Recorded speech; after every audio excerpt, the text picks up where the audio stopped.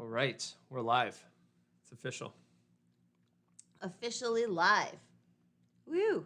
All right, yeah. Happy Saturday, everyone. Happy watching Saturday. right now on Saturday, June 20th.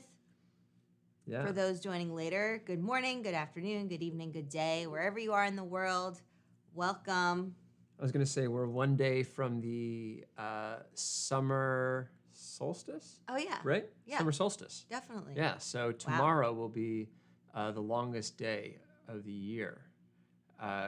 May also be today, if you're in the northern hemisphere. In the southern hemisphere, I suspect it's the opposite. I've never lived in the southern hemisphere, but I'm guessing it's the opposite. Yeah, usually that tends to be the case. So how are you doing today? I'm doing very well. I'm excited about our topic. What do we have? Today's topic is bad communication and communication mistakes to avoid so that we can become more effective, empathetic, inclusive communicators, which is very important and something that we espouse here. Yeah, I mean, it's at the sort of core of what we do at Explearning, right? Definitely. It's communication. Exactly. Yeah. And so I feel like sometimes you a lot of the approaches we take to our content hits very specific topics that are related to this broader topic. But sometimes it's nice to take a higher level bird's eye perspective and address, the bigger picture. And I feel like that's what we're attempting to do in today's chat. Exactly. So it's going to be a conversation.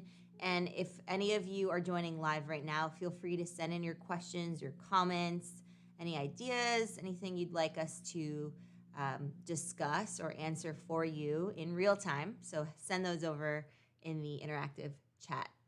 Should be on the side of your screen. All right. So what's the topic again? So it's bad communication. Bad communication. Yeah. Okay. Yeah. Bad communication, poor communication skills.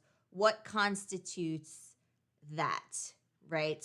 And how, the reason we're talking about this is to avoid that, right? Being able to understand what a bad communicator sounds like and what does that mean so that we can not do that and then really focus on how to become a more effective communicator. So just to start off, we put out a lesson earlier this week on garbage language, which is a term coined by Anna Weiner. She wrote a great memoir about Silicon Valley, and it was called Uncanny Valley. Anyway, so she coins this term about essentially experiencing corporate speak. So it is endemic to the modern business culture and, society on a whole, I think, in that we let that slip by. Garbage language, the incoherent, nonsensical, using big words types of language, we let slide under the rug. And that's something that, we have to be aware of because it's not effectively communicating your thoughts. And think about what that does to the listener. They don't understand, yet are they going to speak up against that person who sounds super authoritative and using these big words? Probably not, right? And so there's that danger on that side too. Not only are you being, insensitive to that person who doesn't know anything that you're talking about, because it doesn't make sense. It's Alice in Wonderland nonsensical language, right? Right.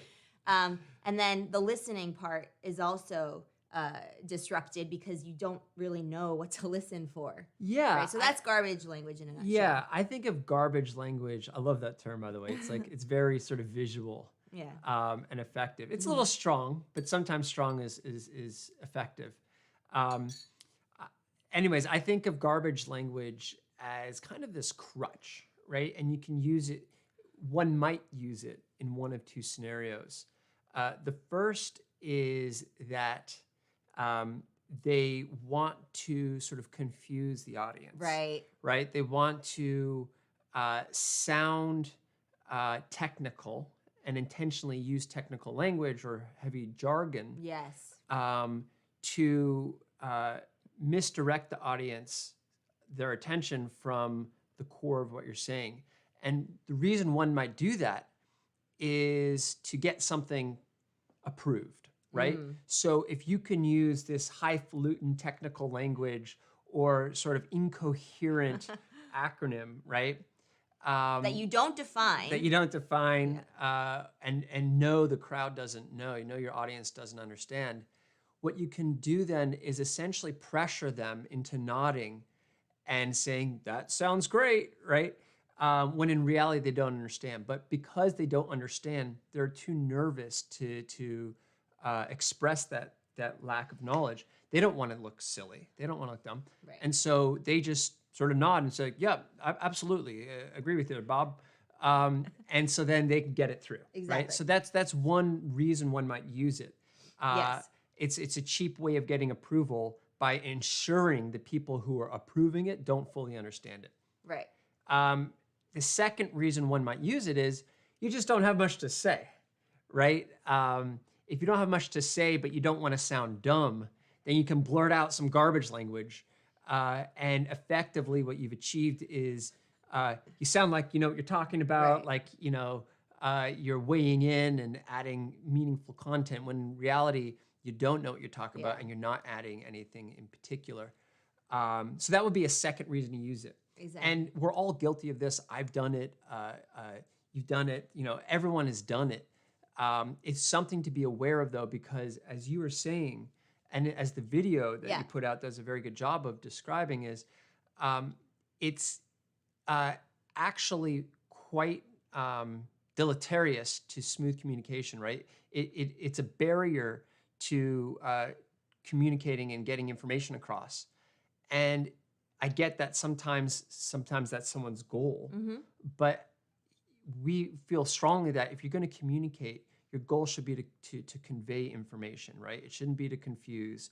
It shouldn't be to misdirect. If you want something in a specific way, if you want to get something done in a way that you think is appropriate, then the burden's on you to provide enough evidence to convince everyone else, to speak persuasively, to rely on sort of tactics that conceal or make opaque your meaning is kind of like a short-term win, long-term lose proposition. Yeah, definitely. And something to be avoided. Right. So, this can happen in different contexts where there is some jargon, some technical jargon that may or may not be defined.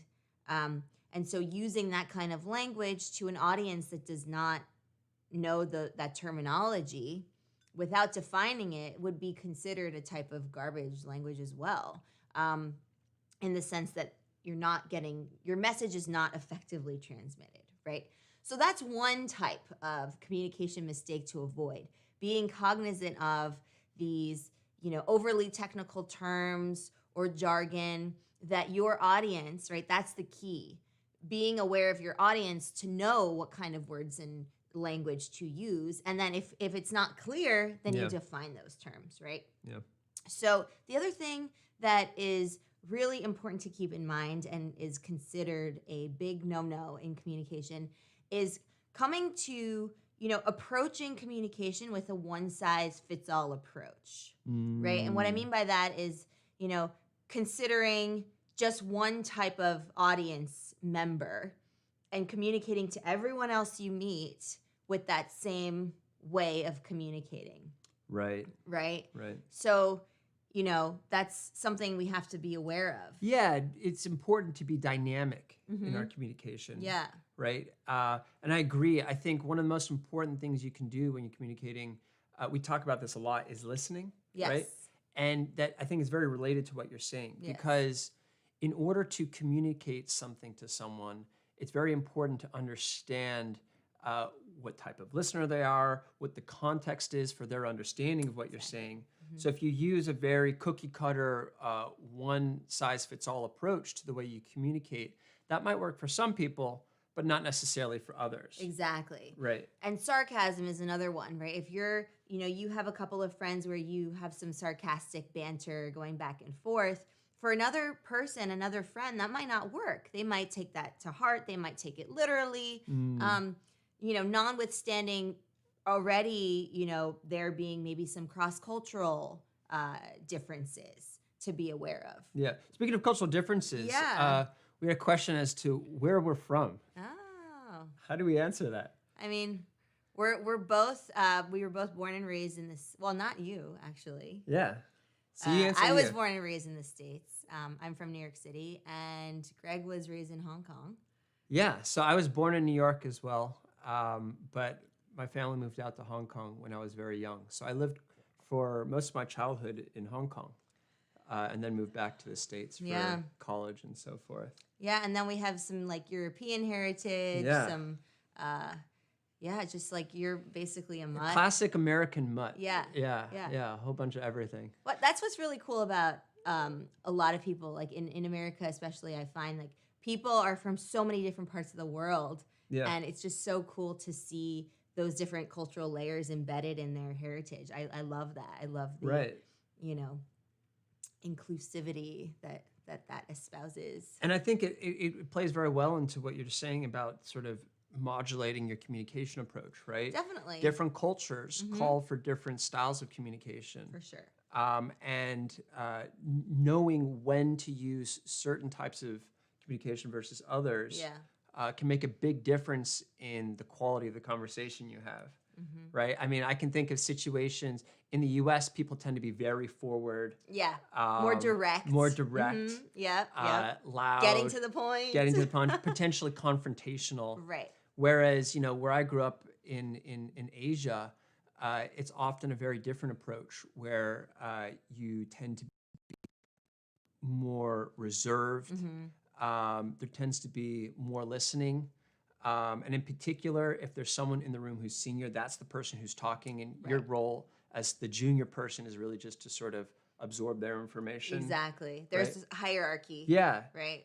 Written within the social contract. That's the unspoken social contract. Yeah, so definitely that's another thing to be, super aware of. If you're interacting with people from different cultural backgrounds and different linguistic backgrounds, so they might not share the same native language as you, that is beautiful, right? For one, we love that kind of interaction.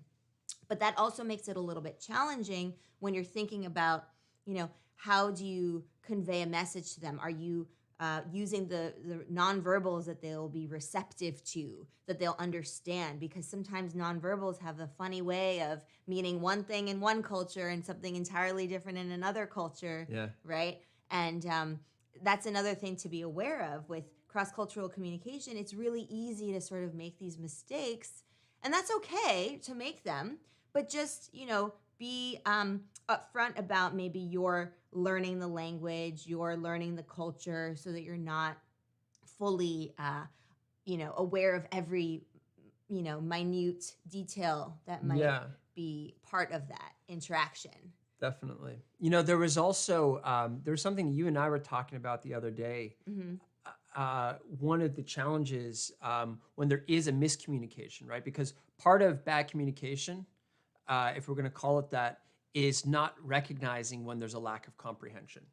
Right?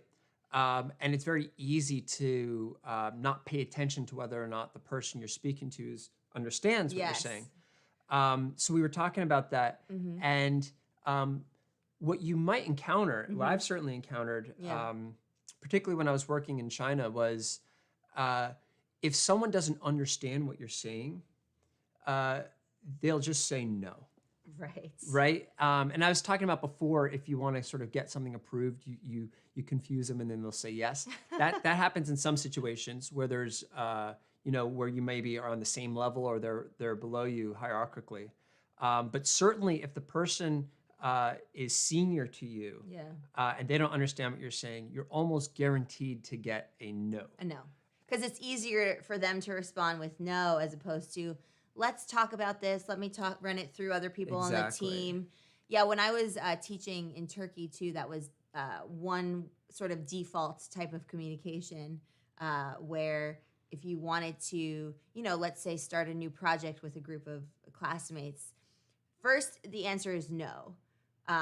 But then no doesn't necessarily mean that it's off limits. It's just, Right. well, maybe we need to talk about it more. So you have to sort of take that with a grain of salt in certain business contexts, I think. Exactly. Yeah. Right. So when that no comes up, it often means I don't fully understand what it is you're saying, and so it's safer for me to just say no and shut the conversation down than say yes to something I don't understand. So it's reasonable why they would say no. Yeah. But when you hear no, when you're trying to get something approved, when you're trying to persuade a group or an Right. individual, when you hear no, it's okay to interpret that as maybe I didn't articulate this in a way that was understood. Right. So, With the onus being on your communication. with the onus being on you Yeah. to reframe what it is you said in a way that's more clear. Exactly. And what you might find is that if you do rephrase it, and look for understanding as you communicate it. Maybe use a different example. Maybe use an anecdote if you hadn't used one. Sure. Right? Some way to embellish or enrich what you're saying. Yeah. You can start to reach that level of comprehension in the person listening to you.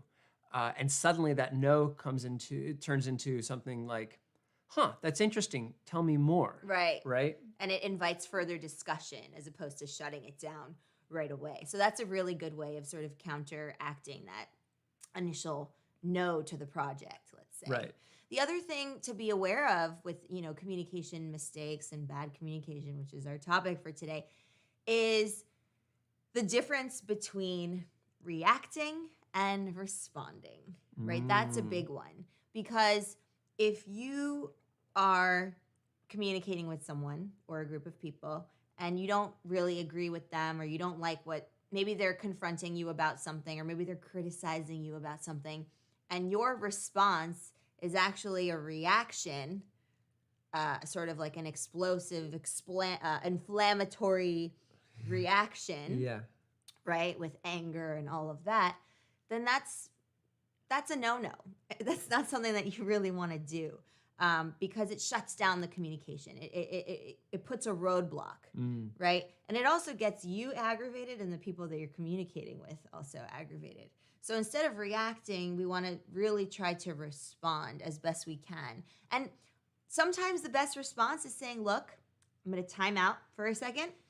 I'm going to take, a 5-minute breather if you're in a meeting, let's say, or, let me get back to you on that kind of thing. Like really giving yourself some time to, one, calm down if you need, which is fine. And two, maybe think about the best type of response that you can generate. Yeah. Right? One really good way, I completely agree with that. And one really good way to buy yourself some time is to ask a clarifying question. Beautiful. I love right? that. Because when someone says something that elicits maybe some anger, some frustration, something that's going to cause you to react impulsively, like a knee jerk, right? When the doctor takes that little device and pops I your love that. kneecap, That's so fun. and your knee flips out, Yeah. right? Yeah. That's a knee jerk reaction. Yeah. That's reacting. You didn't think about it; it just happened.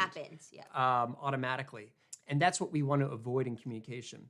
And so, if someone says something where you feel that knee jerk response that you're about to say something that you regret later, that you might regret, that isn't necessarily even what you mean. Right. So a great way to prevent that from happening is to just ask a clarifying question. Because it does two things. One, it gives you some time to think about and process what you just heard. Yeah.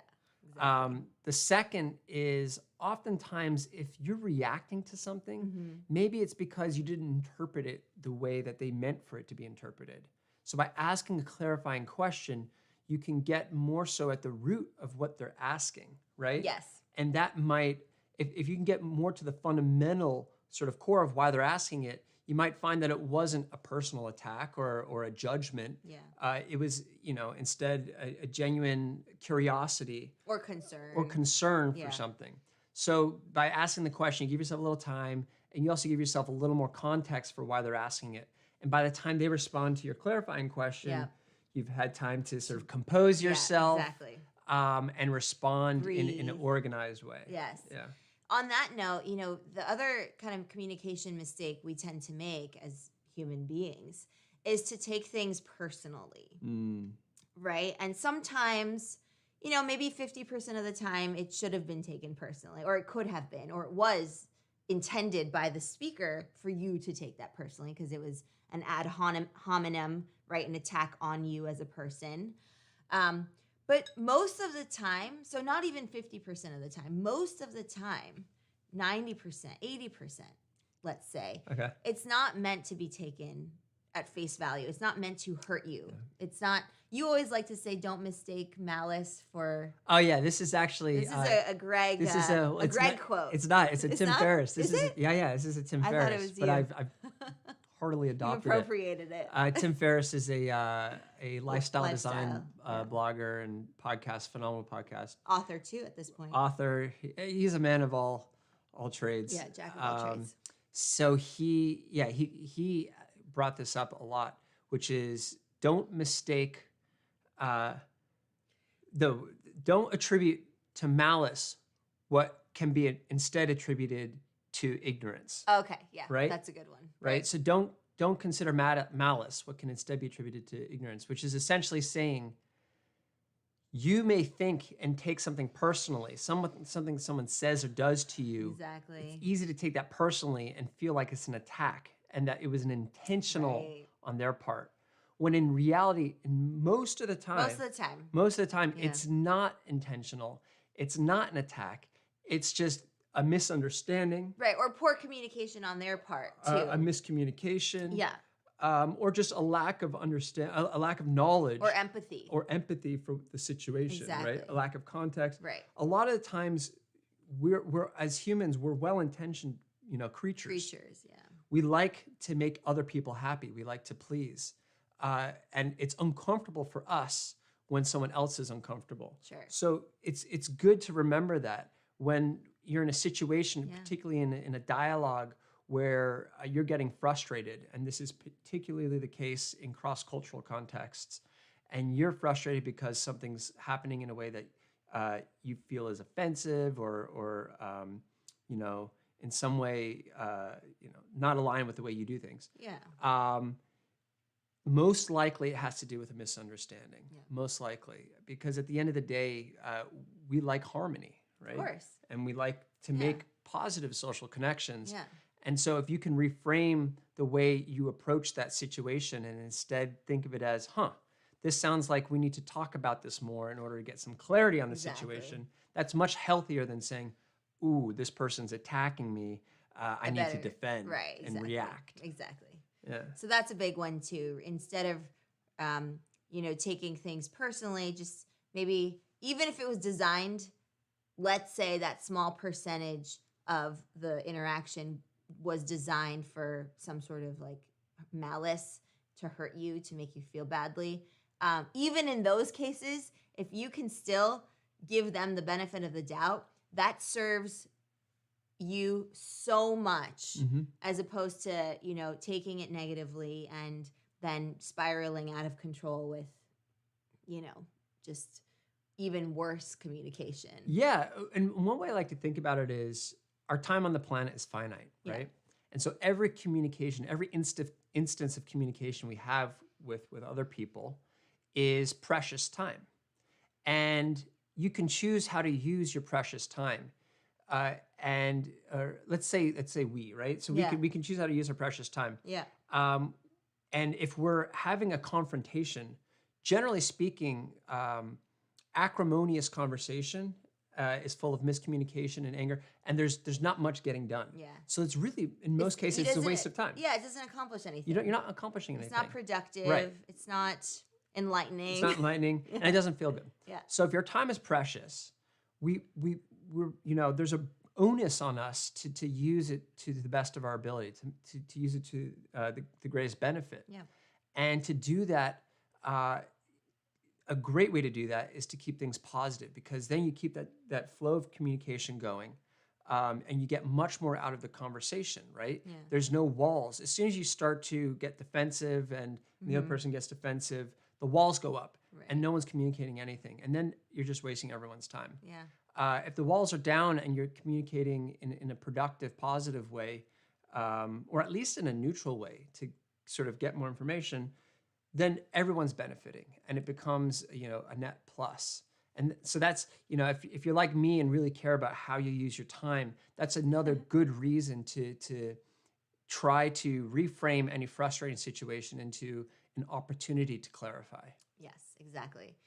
And then the last sort of big one in terms of red flag communication is not being aware of your tone, right? Tone is an auditory element, right, to our communication. There's visual, there's auditory, there's kinesthetic.